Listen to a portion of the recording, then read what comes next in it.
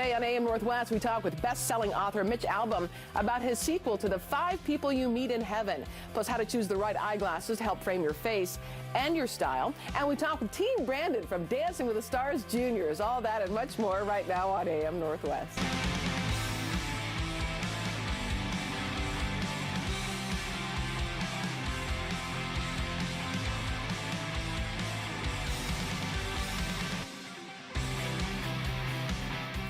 Good morning, everyone. Happy day before Friday. It's going to be a gorgeous day. There's a live look from our Unico U.S. Bancorp Tower building downtown Portland. Rhonda said it's going to be like 70 degrees, right? It's going to be a gorgeous weekend. It's going to be great. Lincoln's hanging out with me this morning. We've been chatting a lot. It's been a lot of fun right here. We should do a pre-show and an after-show, yeah, right? Yeah, we should probably do like a Facebook Live pre-show. We can't put it on TV, though. No. And we'd both lose our jobs. So there's that. There's that part of it. All right, you just went on a trip. Wait, first of all, let me do this. Okay. I have to say congratulations to our engineer, Rob Lowe.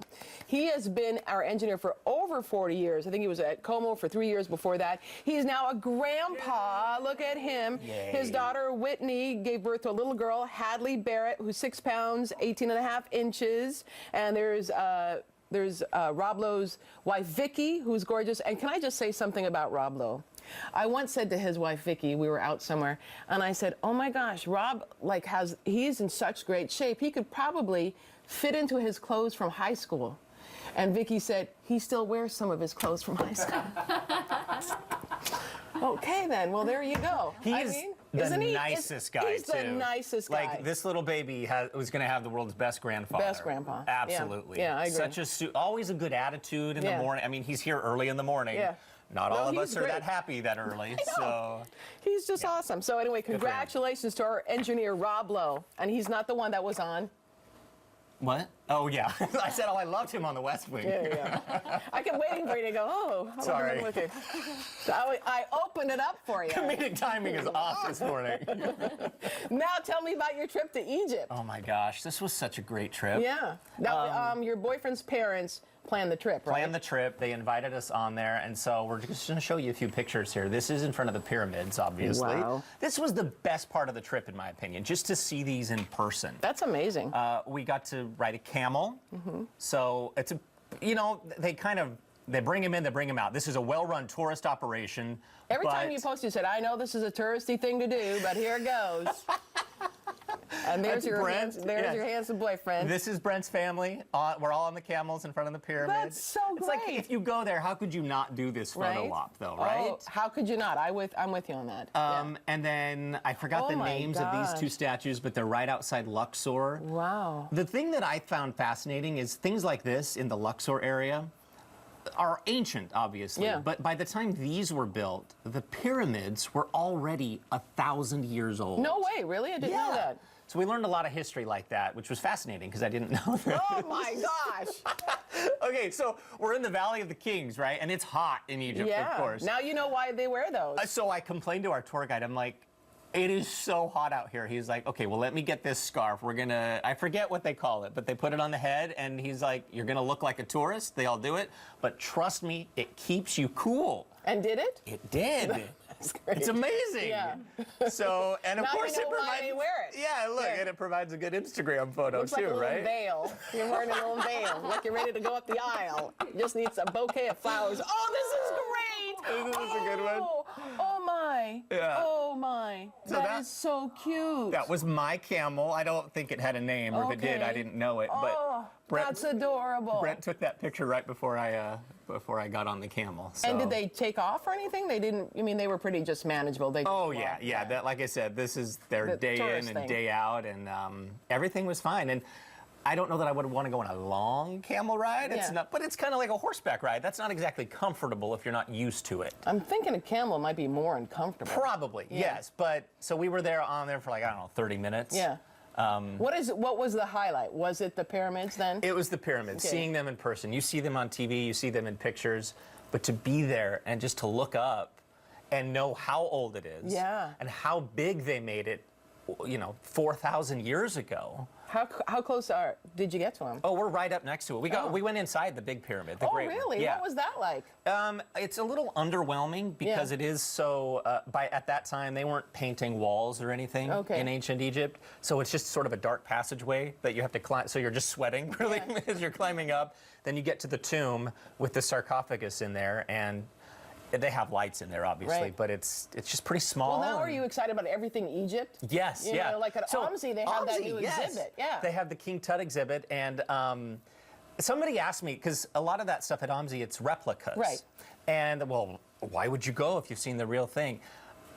To actually see what was found in there, even if it's a replica in King Tut's tomb, it's amazing. Yeah, it's totally worth going to see that. That is so great. I had such a good time. And then when you're with someone else's family, how does that go?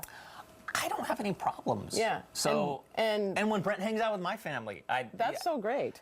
And maybe I don't know, maybe those problems come later, but I always hear about people complaining about the in-laws, but no, they were great. That's wonderful. I had a great time with them. Awesome. Yes. By the way, did you know that today is National Coming Out Day? The day is dedicated to raising awareness about LGBTQ rights. To mark the 30th anniversary, Facebook is making a big change. The site will now allow users to list coming out as a major life event. It'll be displayed on the profile with a rainbow flag.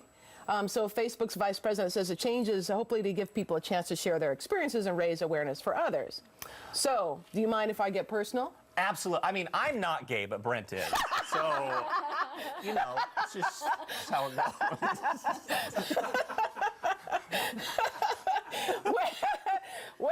When did you come out to your parents? Or let me just say this, because I think parents are pretty smart. Did your parents know before you? Yeah, absolutely. Yeah.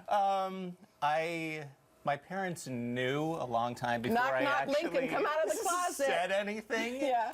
And my mother just told me, I always knew, and I knew that I figured you would eventually figure it out for yourself. Yeah. Because I did have a high school and college girlfriend. Oh.